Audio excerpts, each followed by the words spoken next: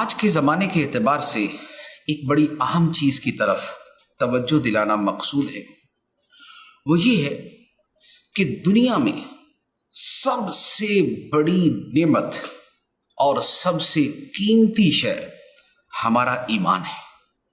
آپ یقین کیجئے، یہ گاڑیاں، یہ بنگلے، یہ بینک بیلنس، روپیہ پیسہ، مال و دولت کی فراوانی، لاکھوں کروڑوں روپے روزانہ کمانا، دنیا میں شہرت پانا اور شہرت کی بلندیوں کو پہنچ جانا، یہ کچھ بھی نہیں ہے اگر ایمان کی دولت نہیں ہے۔ اور اگر ایمان ہے تو پھر خواہ دنیا کا ایک کپڑے کا ٹکڑا اور ایک دھجی بھی پاس نہ ہو، تب بھی دنیا کی سب سے بڑی دولت ضرور ہمارے پاس ہے۔ لیکن جیسے ہر دولت کو لوٹنے والے ڈاکو بھی ہوتے ہیں، چور بھی ہوتے ہیں، لٹیرے بھی ہوتے ہیں، غاصب بھی ہوتے ہیں، اسی طرح جب ایمان اتنی قیمتی چیز ہے، اتنی اہم چیز ہے، تو اسے لوٹنے والے اور اس پر ڈکیتی کرنے والے بھی کم نہیں ہیں۔ اور وہ کون ہے؟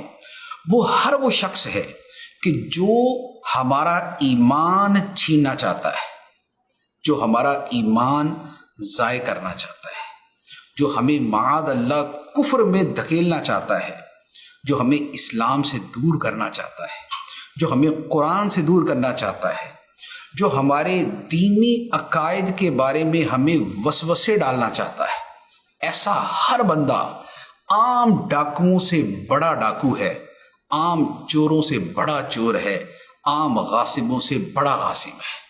اور اس میں سب سے بڑا جو مجرم اور جو ڈاکو ہے وہ شیطان ہے، اور جو اس کا گینگ ہے، جو اس کے پیروکار ہیں، جو اس کے نیچے وہ افراد ہیں کہ جو دن رات ہمارے ایمان پہ حملہ کرتے ہیں، وہ سارے کے سارے ہمارے دشمن ہیں۔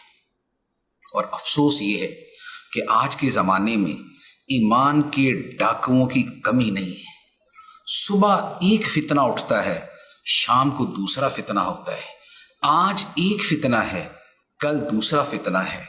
نبی کریم صلی اللہ علیہ وآلہ وسلم نے جو ارشاد فرمایا تھا کہ میں فتنوں کو ایسے دیکھ رہا ہوں کہ جیسے رات کے تاریک ٹکڑے ہیں اور فتنے آسمان سے برس رہے ہیں۔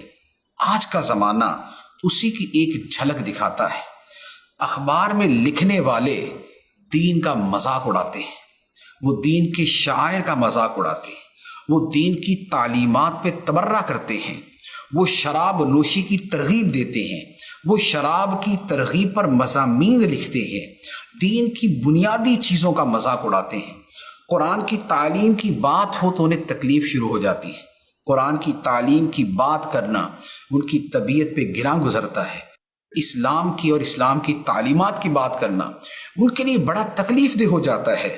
ٹی وی پہ بیٹھ کر بھاشن دینا شروع کر دیتے ہیں، لبرلزم کے نام پہ، روشن خیالی کے نام پہ، جدیدیت کے نام پہ، ماڈرنزم کے نام پہ، ریشنلزم کے نام پہ، اور اس طرح کے بہت سے جعلی عنوان لے کر دانشوری کا لیبل لگا کے اس طرح مسلمانوں کا ایمان لوٹنے کے لیے دن رات یہ ڈاکو موجود ہیں۔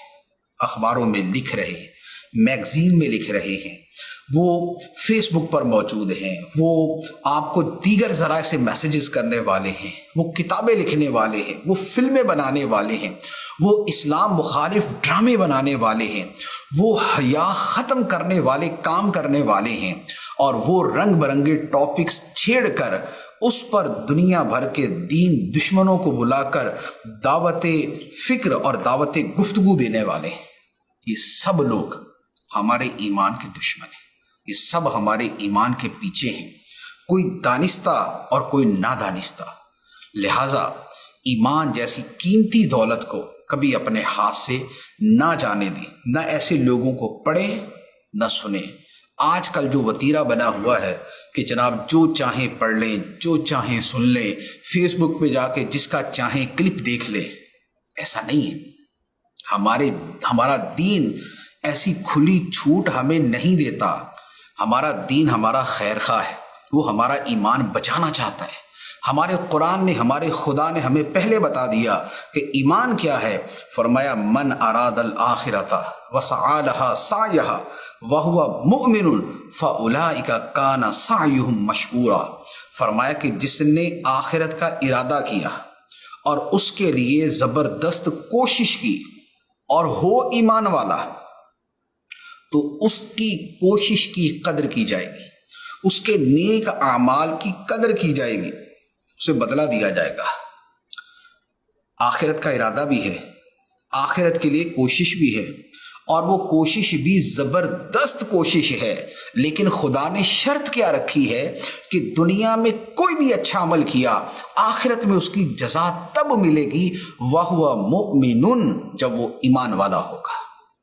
ایمان نہیں تو سب اعمال برباد ہیں. لہٰذا دیگر جتنے مرضی نیک اعمال کرتے رہیں، اور کرنے چاہیے اور کرنے کا حکم ہے، لیکن ایمان بڑا نازک معاملہ ہے.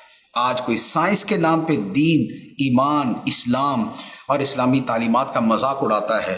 کوئی کسی نام سے، کوئی آزادی اظہار رائے کے نام پہ، کوئی آزادی کے نام پہ، کوئی ہیومن رائٹس کے نام پہ، اور کوئی کسی نام سے اخبارات بھرے پڑے. اخبارات پڑھتے ہیں، ایک اور ہی دنیا نظر آتی ہے. ٹی وی دیکھتے ہیں، اس میں پروگرام کرنے والے کچھ اور ہی بولی بول رہے ہیں. لہٰذا ایمان کی فکر کریں، ایمان کی قدر کریں. جو ایمان دشمن ہیں، نہ انہیں سنیں، نہ انہیں دیکھیں، ان کی شکل تک نہ دیکھیں، اور اپنے آپ کو دیندار لوگوں سے جوڑ کے رکھیں. الحمدللہ جیسے دعوت اسلامی ہے، جیسے علماء اہل سنت ہیں، اپنے آپ کو ان سے وابستہ رکھیں گے تو ایمان بچا رہے گا. اور اگر ادھر ادھر ہر طرف منہ مارنے کی عادت رہی تو کسی بھی جگہ ایسا غلط منہ پڑے گا کہ منہ ہی باقی نہیں رہے گا. لہٰذا اس کی بہت زیادہ فکر کریں. اللہ تعالی ہمیں عمل کی توفیق عطا فرمائے.